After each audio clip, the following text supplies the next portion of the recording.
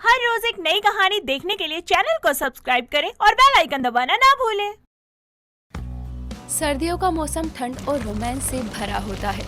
आलसी लोगों के लिए सर्दियां सोने के लिए होती है, तो वहीं रोमांटिक लोगों के लिए ये समय अपने पार्टनर के साथ एक खूबसूरत समय बिताने के दिन होते हैं। लेकिन जिनके पास पार्टनर ना ही हो, वो लोग भी सर्दियों में रोमांटिक होकर घूमें तो बहुत अजीब लगता है।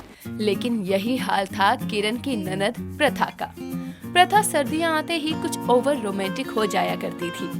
ऐसे ही एक दिन जब दिसंबर की एक ठंडी सुबह किरण रसोई में काम कर रही थी, तो प्रथा पीछे से आकर किरण को बैक हक करती है, जिस पर किरण कहती है, रमन जी आप भी ना समय और माहौल तो देखिए, अगर माजी और प्रथा में से कोई आ गया तो चलिए हटिए, मुझे काम करने दीजिए।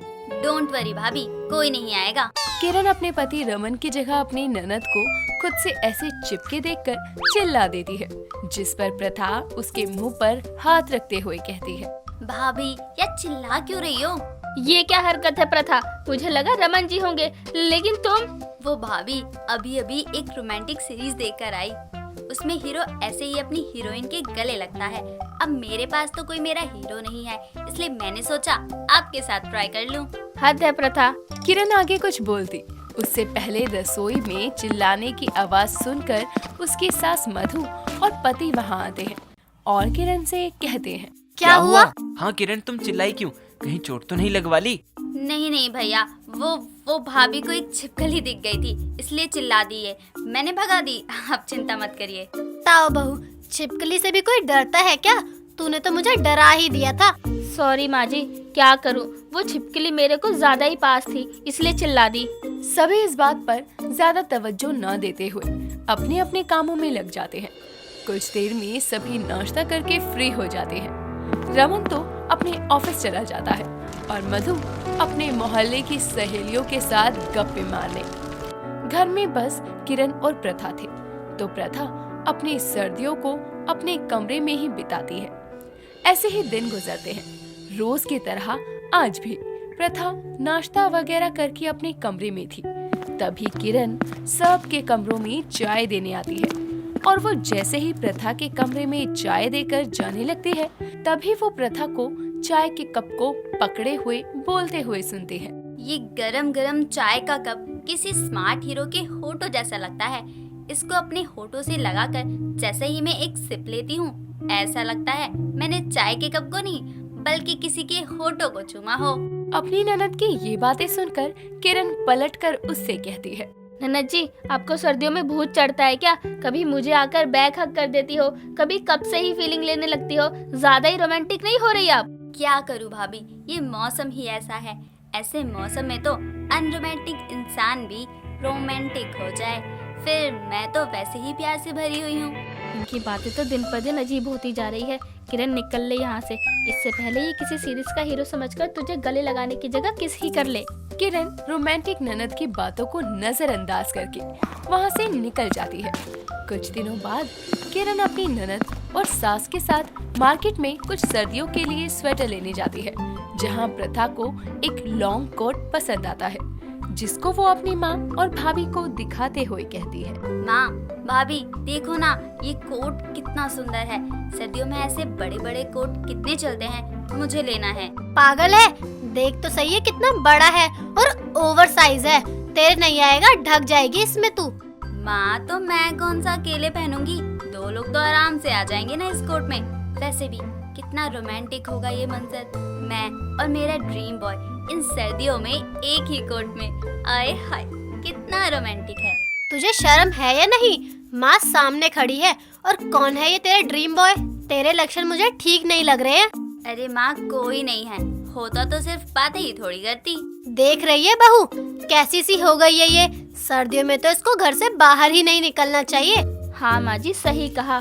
बताओ, मेरी ननद जब बिना किसी बॉयफ्रेंड या पार्टनर के सर्दियों में इतनी रोमांटिक हो जाती है, गलती से अगर इनका बॉयफ्रेंड होता तो वो तो इनके रोमांटिक मूड को संभालते हुए ही थक जाता। मधु प्रथा को वो कोट नहीं लेने देती और तीनों बाकी का जरूरी सामान लेकर घर आ जाते हैं। सर्दियों में रातें ठंडी हो जाती हैं, जिसके कारण प्रथा अकेली होने के कारण अपने कमरे में रखे बड़े से टेडी को कस के गले लगाकर सोती थी। लेकिन किरण ने टेडी गंदा होने के कारण धो दिया था। वो सर्दी के कारण सूखा नहीं था, इसीलिए उस रात अपने कमरे में टेडी को ना देखकर प्रथा किरण के पास जाती है और उसे कहती है, भाभी आपने मेरा टेडी धोया था ना, तो वो सूखा नहीं क्या? नहीं प्रथा, तुमको तो पता ही है सर्दियों में धूप बहुत कम निकलती है और टेडी मोटा भी होता है, इसलिए सूखने में समय लगेगा 1-2 दिन का। तो भाभी एक काम करो ना, आज और कल मेरे साथ मेरे कमरे में सो जाओ। पर क्यों, तुमको अकेले डर लगता है क्या?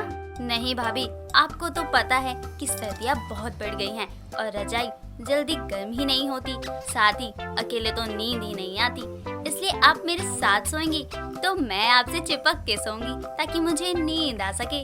अच्छा जी, ननद जी आपकी सर्दियाँ कुछ ज्यादा ही फिल्मी है। हर जगह आपको रोमांस चाहिए सर्दियों में, लेकिन माफ करिएगा, मैं तो आपके भैया के साथ ही सोऊंगी। अब कुछ दिन बिना अपने टेडी के अपनी रातें निकालिए। किरण अपनी ननद को मना करके वहाँ से चली जाती है और प्रथा को उस रात सही से नींद नहीं आती।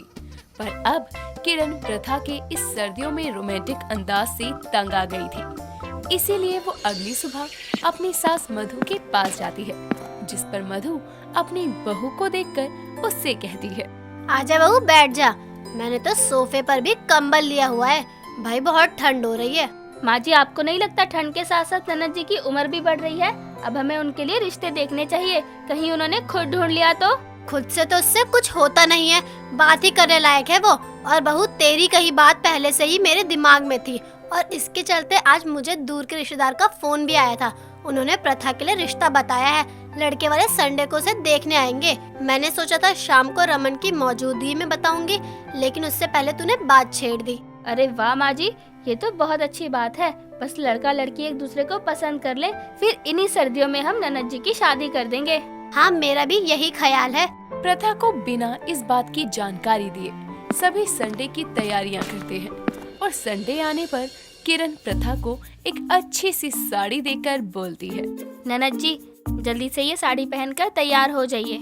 लेकिन क्यों भाभी, हमें किसी शादी में जाना है या किसी फंक्शन में? ना ही शादी में जाना है ना ही फंक्शन में, बल्कि आपकी शादी की तैयारी है ये। आपको देखने आज लड़के वाले आने वाले हैं, इसलिए जल्दी से तैयार हो जाइए। सच में भाभी? अरे वाह, मतलब अगर आज मुझे लड़का पसंद आ गया तो मुझे भी मेरा ड्रीम बॉय मिल जाएगा, जिसके साथ मेरी सर्दियाँ भी रोमांटिक हो जाया करेंगी। हाँ हाँ बाबा, अब बातें कम करिए, जल्दी जल्दी तैयार हो जाइए। प्रथा खुशी खुशी तैयार हो जाती है और कुछ देर में एक विक्रम नाम का लड़का अपनी माँ आराधना के साथ प्रथा के घर आता है। उन दोनों को तो प्रथा बहुत पसंद आती है, साथ ही प्रथा को भी विक्रम पसंद था।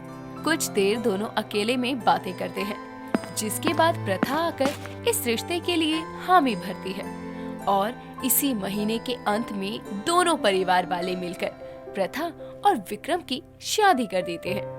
और विदाई के समय प्रथा को विदा करते हुए किरण उसके कान में कहती है, क्या भाभी? ननद जी, अब आपको रजाई में टेडी की जरूरत नहीं पड़ेगी।